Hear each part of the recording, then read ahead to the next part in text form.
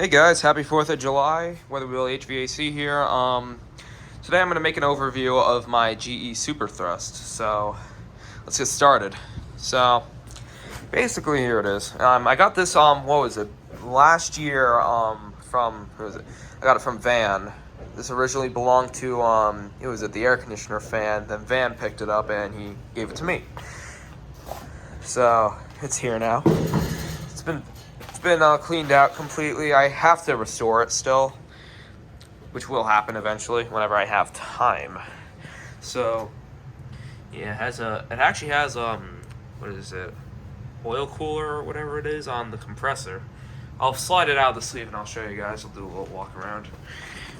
Here's the back of it. Restored the GE tag over here. Tried my best. The other side. See the fan in there, and the compressor. And all right, yeah. Without further ado, let's stop stalling. We'll start this thing up. Start up on. I'm gonna put it on energy save. Turn down the thermostat. Put it on low cool. Turn up the thermostat, and it'll kick on. Here we go.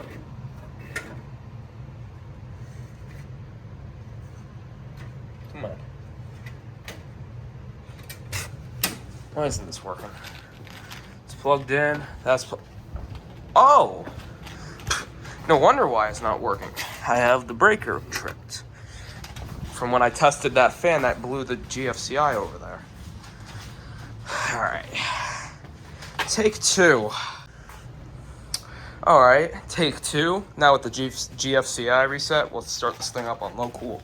Here we go. 3, 2, 1.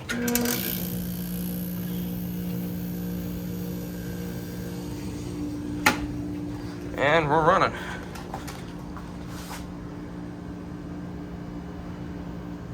Very quiet. This thing's 10,000 BTUs. Alright, let's go medium. And high. On high, it's actually still very, very quiet.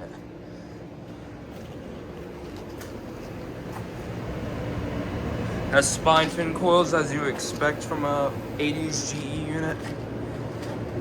In fact, most GE units, except for the new ones and the really old ones too. I like to keep the thing on medium so I don't overheat the thing. You never know. The thing runs good.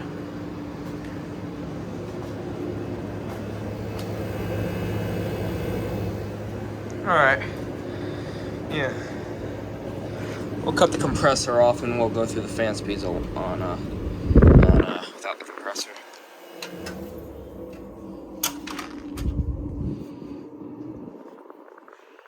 That's low, medium, and high. Alright, shut it off. We're gonna take off the grill here and I'll show you guys. Basically, this comes off on its own. See that lifts off.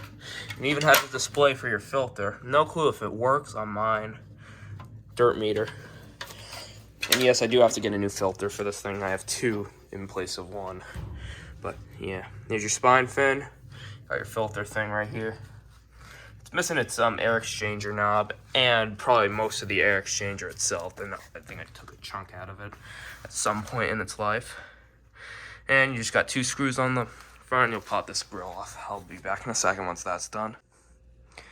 With 2 screws removed, this thing's very easy to pop off. And then here's your data tag. Get a good look at that. Let's go through the data. So first of all, 115 volts, of course, 7.5 amps. Let's see, 10,000 BTUs on 110. Thing's large for a 110 unit. 15 amp breaker. 31 ounces of R22. Let's see. Cooling watts, 860 watts for this large of a unit. That's actually very good. 60 hertz. Is there anything on the ear? I'm thinking this is 79, it says. No clue. Trying to focus on it. Oh, my dog's barking. Is that a 0 or a 9? I'm thinking this is a 79 GE. I'll put a correction if not, but thing's large in there. Has a large. Sorry about that, but as I was saying, has a large. It's a plastic blower by the feel of it. Back in there, it's pretty dusty. Just sitting probably doesn't help it that much. But without further ado, I'm gonna slide this thing out of the sleeve, and you guys will watch me suffer while I pull this thing out of the sleeve. All right, without further ado.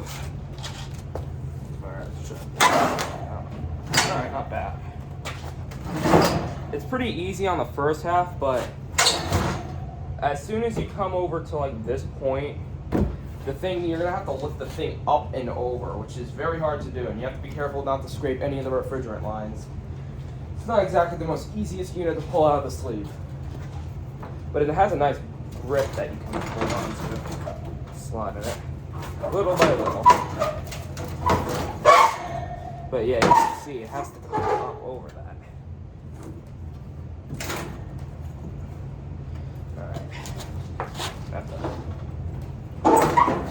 There we go. Put my foot up there. And out it comes. And there we go. It's out. I'm actually surprised I got it out that easy on video. Thought this was going to be like a 15 minutes of me trying to force the thing out of the sleeve. But guess not. Alright, here is the behemoth of an air conditioner out of its sleeve. As you can see, you got your General Electric rotary compressor right here. Mounts are actually pretty rotted, so restoration will soon follow on this thing. You can see you have your oil cooler or whatever. My camera would actually focus. That would be very helpful. And actually, look how many pipes are going in here. You have 4 pipes. Yeah, I think you have 4 pipes going into the evaporator coil. Usually it's 2 on these units, so 4, that's actually pretty surprising. And they have a nice little hatch here for when you want to pull the refrigeration system out of this thing to make it as easy as possible for you, which I guess is nice of them. Thank you, GE. However, you're going to still have to shuffle it sideways and all that. That's going to be fun either way. But this was probably when GE was in their prime.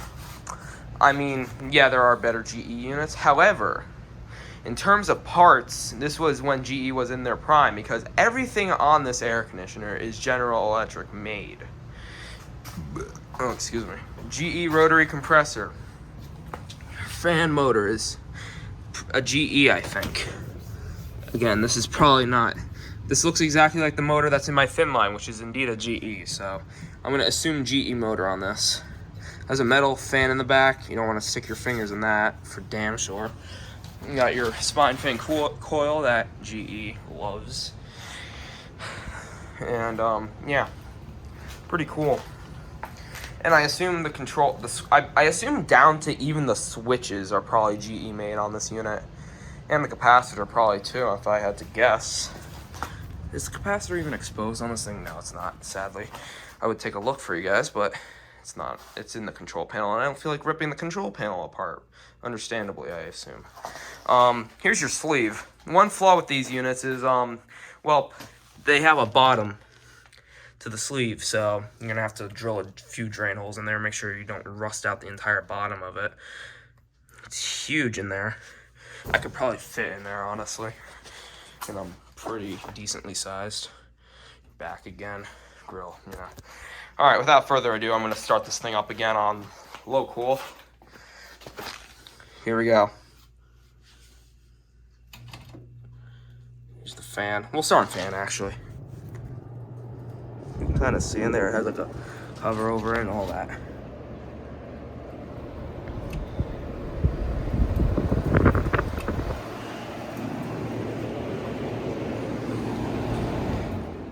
Alright. Again, this thing, in terms of rust, the base pan is pretty rough. However, I haven't seen any through rot on it. The only through rot that's not even on the base pan, but there is through rot on this side panel right here. That's pretty thin and the bottom is gone, so. But that's an easy fix. You just bend a piece of sheet metal. You can get some sheet metal, fix that up real quick. Oh, Looks like my air conditioner came on. Don't know if that was the upstairs or downstairs unit. I think it was the upstairs, judging on the sound. And as you can see, as a GE motor does, it just spins and spins. You can see I've been talking about the rust on this thing for a minute, and it's still spinning down. Anyway, let's fire the compressor on this thing.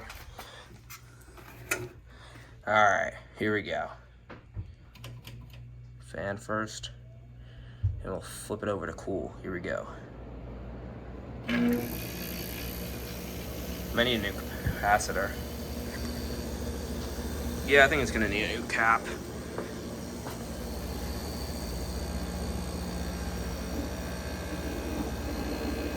You're afraid of rushing through. I'm actually gonna let it run out of the sleeve for a little bit. I'm gonna have to cover up that hole with something.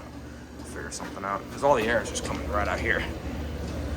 There is still a decent amount coming out the spine fin. And I gotta admit, spine fin is probably one of the best designs of coils out there. With microchannel, of course, being in last place, as they should. But yeah, spine fin, the heat transfer on this is great. I've heard people always complain about how hard spine fin is to clean. However, I have had no bad experiences with spine fin yet. So, in terms of design, I love spine fins. And the heat transfer is amazing. You know, and GE units are usually always in good working order when I get them. Never came across a dead GE, and most of my air conditioners are in fact GEs. I have 6 of them in view right here. I probably have more out in the garage and probably in modern units too. But yeah, GEs I've never really had issues with in terms of even the newer ones when they went away. I have a 90s Panasonic made GE. That thing's solid as a brick. So yeah, well, I'll be back here when the thing's sweating, and I'll do some temp checks and all that jazz. So stay tuned. It's been running here for a while. You can see everything's sweaty. See there's water down there.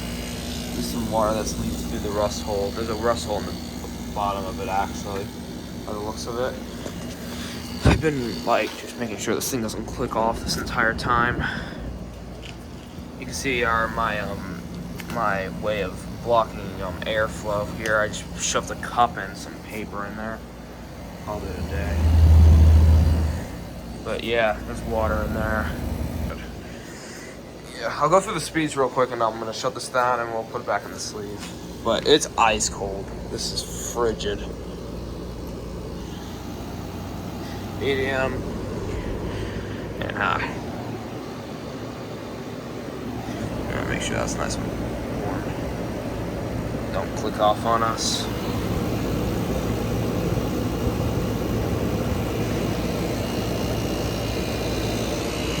Some water down there earlier.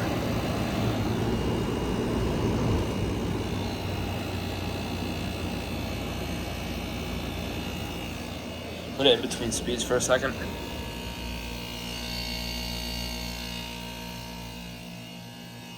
Sounds really, it's pretty quiet for what it is. Being honest. Love this thing. Yeah. See, suction accumulator is all sweaty, the oil cooler is doing its job.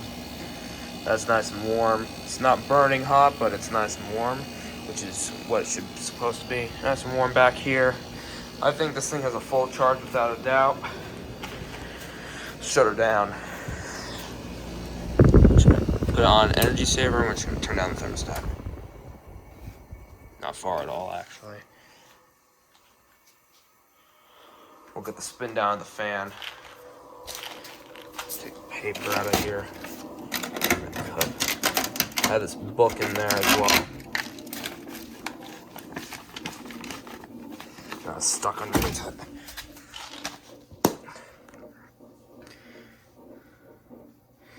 These motors have very long spin downs. Gotta love old GE motors.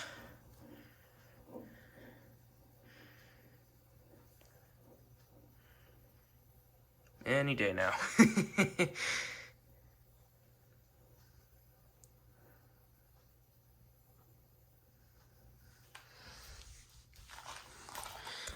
this back on off, and I'm gonna put the thermostat back in here. So I had it click off on me the first time I tried this. And it stopped. But yeah, I guess we'll get back to you guys once it's back on the sleeve. Alright guys, I hope you guys enjoyed, and I'll see you guys in the next one.